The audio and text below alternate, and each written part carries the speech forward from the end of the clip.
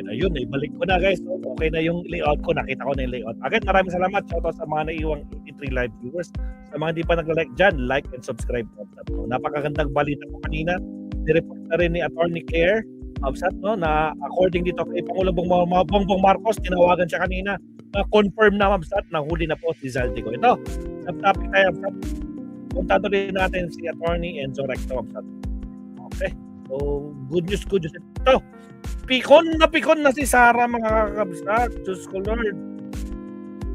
Nang hahamon na rin itong si Paste. Ay grabe talaga lang. Yung magkapatid, pikon na. Yung isa nang hamon. Bakit? Sinong hinamon? Si Madriaga. Diyos ko Lord, Rudy. Gusto makipagpuntukan ni Paste Mabsat kay Madriaga. O sige, pasok. Iwasan natin yung background music natin. Ayan. Pasok, Attorney Enzo. Nagwawala sa pikon si Sara dahil sinabing, pasang-awa lang yan si Sara. Tapos sinabi naman niya, hinamon ng suntukan, Mabsat. Ni Baste, Mabsat. Paano? Mahina kasi comprehension din niya na intindihan na yung tatay niya ang nagsabi nun. Na itong magkakapatid na to, Diyos ko Lord, Rudy. Oo. Galing sa tatay niyong nakakulong.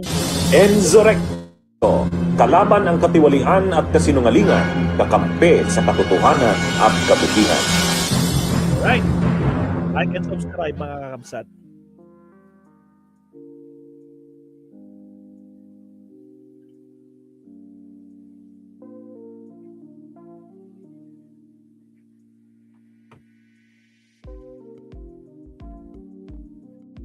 Attorney.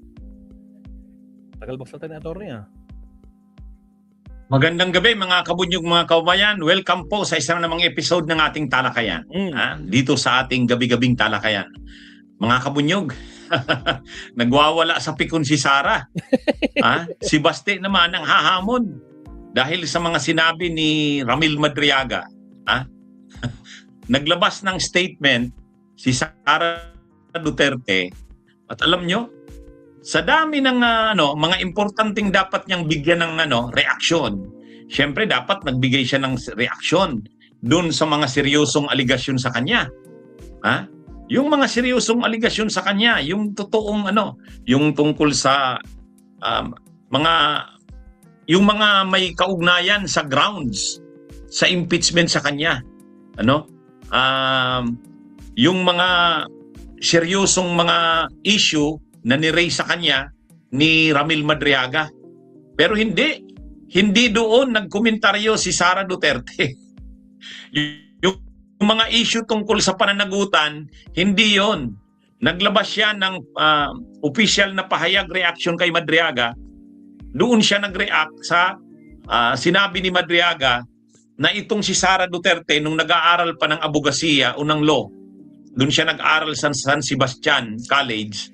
Ito ay mahinaan niya sa klase. Mahina. Hirap si Sara Duterte sa klase niya sa law. Mabuti na lang tinulungan umano ito ng associate din noon ng San Sebastian College na si Attorney Ray Kilala. Attorney Ryan Kilala. Yan mga kabunyog. Yun ang bahagi ng sinabi ni Madriaga na kinumentaryohan ni Sara. Ibig sabihin, mga kabunyog, doon siya pikon. Doon siya nag-init. Sabi ni Sara Duterte sa kanyang linabas na pahayag, of all the lies, sabi niya, ito yung sinabi ni Sara. Ang sinabi ni Sara Duterte, of all the lies thrown during the Committee on Justice mini trial on April 14, the one I personally take issue with is the claim made by a bar flunker in kidnapping suspect, Ramil Madriaga, that I needed someone to help me get through law school. Ayan So sa lahat daw ng mga sinabi ni Madriaga, ang isang bagay doon na gusto niyang komentaryuhan ay yung sinabi ni Madriaga na siya ay kinakailangang humingi ng tulong o dumipende sa isang tao para makapasa sa kanyang pag-aaral sa abogasiya. Kasi nga sinabi ni Ramil Madriaga doon sa kanyang sinumpaang salaysay na kakilala ni Ramil Madriaga itong si Attorney Ryan Kilala. Si Attorney Ryan Kilala ay naging kaibigan na matalik ni Ramil Madriaga dahil mahilig sa mga sasakyan si Attorney Kilala. Ngayon, itong si Kilala, Ryan Kilala, kaibigan ito ni Sara dahil anuan niya ito? Dating associate din ng San Sebastian College. Ay si Sara Duterte, hindi nakatapos ng law sa San Beda. Hindi natin alam kung na-kick out siya doon. Pagkagaling niya sa San Beda, lumipat siya sa San Sebastian.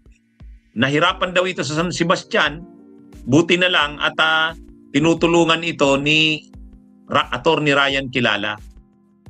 Ngayon, kinalaunan si Attorney Ryan Kilala ay naging special prosecutor ng ombudsman. Ito yung sinasabi ni Madriaga na diniliberan niya ng pera doon sa ombudsman parking. Para kay Ryan Kilala yon at saka kay Ombudsman Martires. Ayan mga kabunyog, mga kababayan. Ngayon, doon napikon si Sara Duterte. Nagwawala siya doon. Kaya naglabas siya ng statement na sinabihan siya ni Madriaga na mahina siya sa klase. Kaya lang siya nakapasa sa law dahil sa tinulungan ni Attorney Ryan Kilala. Ayun, pikon si Sara.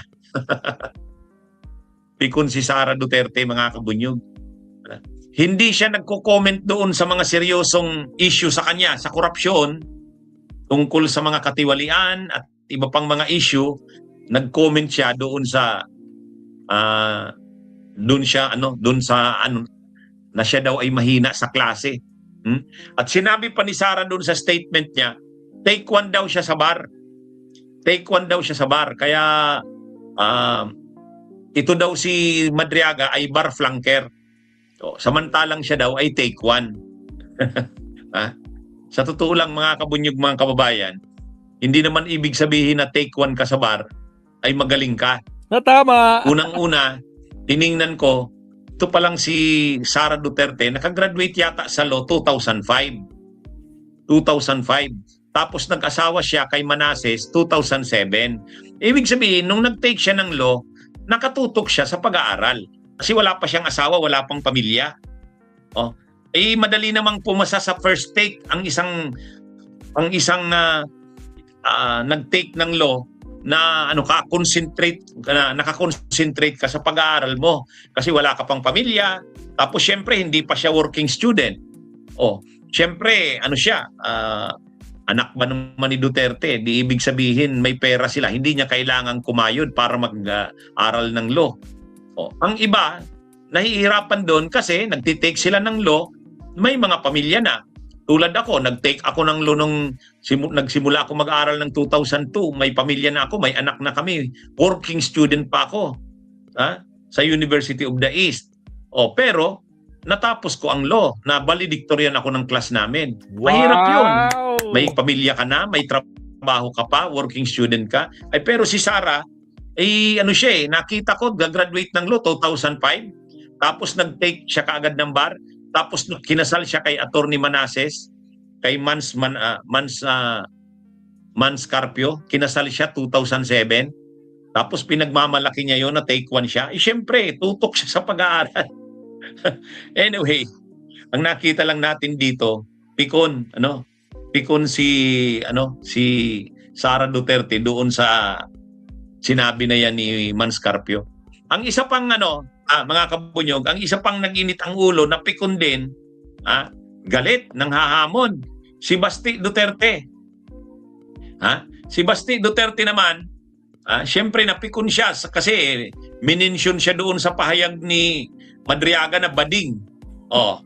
Doon sa pahayag ni Madriaga na mention siya na bading. Sabi ni, actually, in passing lang naman. Hindi naman nakatutok kay Basti yung statement Ang sabi lang ni Madriaga doon sa statement, sabi sa kanya ni Duterte, tulungan niya si Sara. Kasi si Sara yung pag-asa ni Duterte sa politika Kasi wala daw siyang tiwala kay Pulong Oh, kay Pulong Duterte na baliw. At doon naman sa kay Baste na bading. Kaya ang galit ngayon ni Baste, sabi ni Baste, ano daw, bading ako, sabi ni Madriaga, kung gusto mo, suntukan na lang tayo, no holds barred. Isama mo pa si Torre at si Bangag, anytime, anywhere. Just inform me and I will be there. O yan, reaction niya ni Baste. So hinahamon ni Baste si Madriaga dahil tinawag daw siyang baliw, bading. Yung sabi ni Baste, tinawag mo akong bading, kung magagalit siya kay Madriaga, hinamon ng suntukan, no holds barred daw. Isama pa daw ni Madriaga si General Torre at saka si PBBM, tinawag niyang bangag. Mga kabunyog, mga kababayan, nanghahamon si Mayor Baste Duterte ng suntukan, hinamon nga siya ni Torre, hindi naman siya pumatol. Di ba nung una siya yung naghahamon kay General Torre noon? Hinahamon niya si General Torre kung ano-anong hamon noon.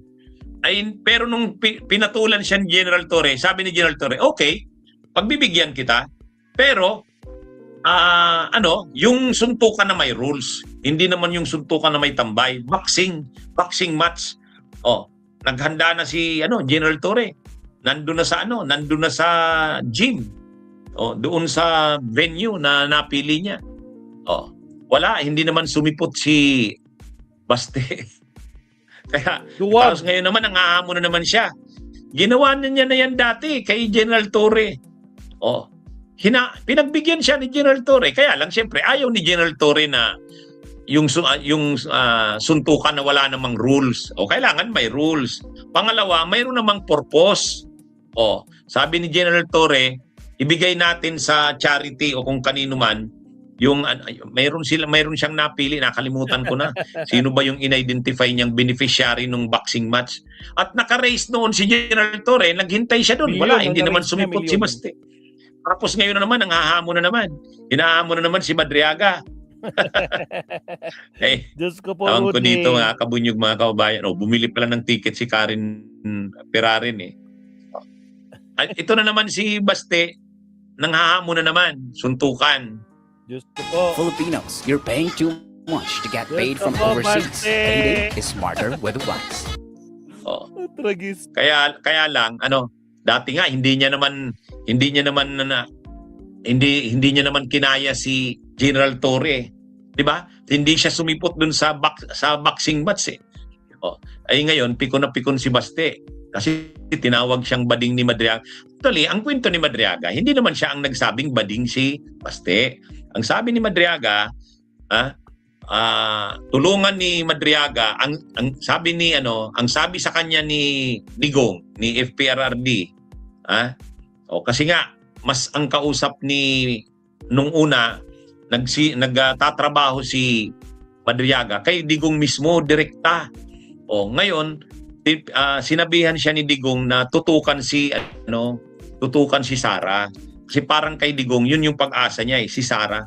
Kasi sabi niya kay Madriaga, si Pulong, baliw. Si Baste, bading. Doon napikon ito ngayon doon napikon si Baste. Kaya nagre-react. Nagre-react. So ang sabi niya, daw? Bading? Bading daw siya, sabi ni Madriaga. Kung gusto mo daw suntukan, isama pa daw si Torre. Paano niya hahamunin niya na naman si Torre noong pinatulan siya ni Torre, hindi naman siya Anyway, si Pulong ba yung yung sabi ni si Pulong yung Hindi, ang sabi ni Madriaga sa niya, ang tinutukoy ni Duterte na bading si Baste. Ang ang tinutukoy naman na baliw si Pulong. Kaya lang ito na nga, nag-react si Baste. Hinahamon ngayon si Madriaga ng suntukan. Nakikita mo, pikon yung magkapatid, si Sara sa si Baste, pikon. Wala pang reaksyon si Pulong. Pero si Sara nag-react na. Napikon si Sara doon sa Sinabihan ni Madriaga na mahina sa klase, kaya lang nakapasa dahil tinulungan ni nung associate din. Si Ryan Kilala, no? Ito naman ngayon si Baste, napikon din. Okay, mga kabunyog, mga kabayan, magandang araw sa inyong lahat. Yun. Salamat, Attorney Enzo Recto. Mag-isa pa nga tayo, tingnan natin.